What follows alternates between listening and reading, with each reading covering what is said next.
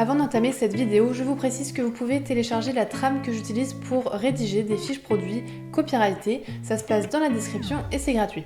Allez, aujourd'hui on ne va pas se concentrer uniquement sur la rédaction de fiches produits comme je l'avais déjà fait dans cette vidéo que vous pouvez retrouver donc en cliquant sur la petite barre ici. Non, aujourd'hui nous allons nous intéresser à tout ce à quoi il faut faire attention pour faire une bonne fiche produit. Une fiche produit qui convertit. On va reparler rapidement de rédaction, mais nous allons voir également d'autres aspects de la fiche produit auquel il faut faire attention si vous voulez vendre votre produit en ligne. Je ne vais pas pouvoir entrer dans les détails pour chacun des points que je vais aborder, sinon la vidéo durerait des heures, mais on va essayer d'avoir un aperçu global de ce qu'est une fiche produit qui vend. Donc aujourd'hui, on va voir comment vous allez pouvoir améliorer vos pages produits.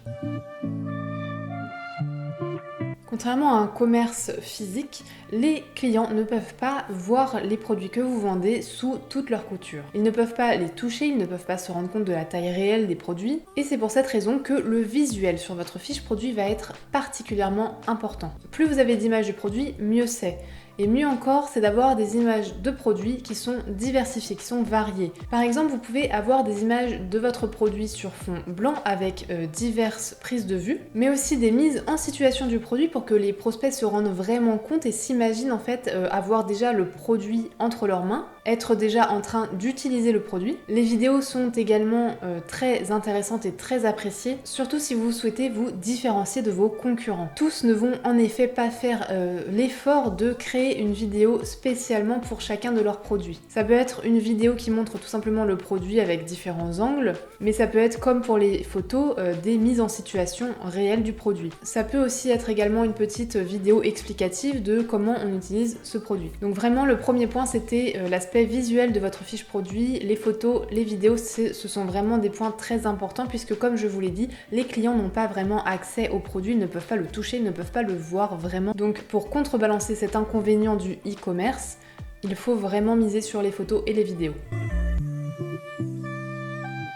Alors ça c'est un point que j'avais déjà évoqué dans la vidéo précédente, mais il fallait absolument que j'en reparle puisque c'est vraiment un point important. Et j'insiste vraiment, puisque la plupart des clients vont prendre en compte les avis des autres clients pour choisir d'acheter ou non votre produit. Et en plus de convertir davantage avec des avis positifs, l'important ça va être également d'avoir de nombreux avis. Sachez que ce nombre d'avis va être vraiment important et impactera directement le nombre de vos ventes. Une étude a montré que globalement pour choisir entre deux produits, les clients ont tendance à choisir le produit qui a le plus d'avis même si la note est légèrement inférieure. Donc surtout n'hésitez pas à récolter des avis clients auprès de vos anciens clients. Vous pouvez mettre en place une séquence mail après l'achat qui incite vraiment les clients à revenir sur votre site et à déposer un avis client. Je ne vous apprends sans doute rien ici, mais il faut garder à l'esprit que votre page produit ne doit en aucun cas être bâclée. Et ici j'entends sa présentation globale. Alors sur certaines plateformes, on n'a pas forcément beaucoup de liberté en ce qui concerne le design des pages produits, mais si jamais vous êtes sur WordPress par exemple, profitez-en pour réaliser de jolies pages produits sur lesquelles on a envie de rester plus longtemps. Mais même sans parler du design de la page, ça va être la présentation de votre texte, la structure de votre texte et les images que vous allez y incorporer qui vont avoir de l'importance dans la présentation de votre page. Il faut par exemple à tout prix éviter des gros blocs de texte qui ne donnent absolument pas envie de lire. Il faut au contraire mettre des titres ou mettre des éléments en avant pour capter l'attention des lecteurs et mettre les aspects importants de votre produit vraiment en avant. Bref, il faut que votre page soit agréable à parcourir, qu'on ait envie de lire et que ça nous donne confiance. Globalement, que ce soit au niveau de vos textes ou de vos éléments visuels, les prospects doivent avoir une réponse à toutes les interrogations qu'ils peuvent avoir. Vous devez être en mesure de détruire toutes les barrières à l'achat, toutes les barrières qui se trouvent dans la tête de vos prospects. Et pour cela, vous devez évidemment connaître sur le bout des doigts votre avatar client. Vous devez connaître ses besoins, ses interrogations, ses inquiétudes et tout ce qui pourrait faire qu'il ne passerait pas à l'achat. Et aussi un autre point qui est tout aussi important que la connaissance client, ça va être la connaissance de votre produit.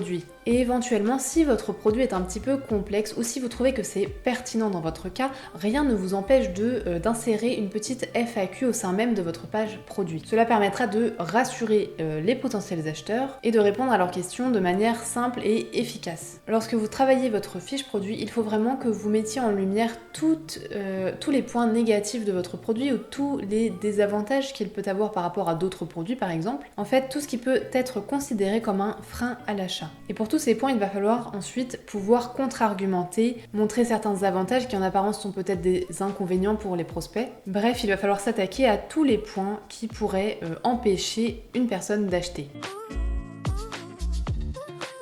Donc vous devez répondre aux interrogations, aux questions que vos prospects se posent à propos de votre produit, mais également surtout l'aspect logistique, l'aspect pratique. Et c'est là notre 5e et dernier point de cette vidéo. Et oui, puisque vous vendez sur une boutique en ligne, et le client veut probablement savoir les conditions de livraison, la question la plus importante qu'il peut avoir, surtout si par exemple il doit faire un cadeau, ça va être quels sont les délais de livraison, ou plutôt quand est-ce que je vais recevoir mon produit. Donc là, il faut vraiment penser à mettre en avant les délais de livraison, surtout s'ils sont courts. Cela vous permet d'avoir un argument supplémentaire et peut faire pencher la balance en votre faveur si le client était en train de comparer entre différents sites et que vous mettez vos délais de livraison en avant. N'oubliez pas également, si vous le proposez bien sûr, de mettre en avant la livraison offerte, ou alors la livraison offerte à partir d'un certain montant. De même, quelle garantie proposez-vous? Avez-vous un service client réactif? Bref, ici, la transparence et tous les détails pratiques sont vraiment importants. Donc il faut y penser. J'espère que ces 5 points vous auront aidé. N'hésitez pas à venir revisionner cette vidéo une fois que vous aurez créé ou modifié une première fiche produit. Ça vous permettra d'être sûr de ne rien oublier. Si ces 5 conseils vous ont été utiles et vous ont plu, n'hésitez pas à mettre un petit pouce. Si vous avez la moindre question,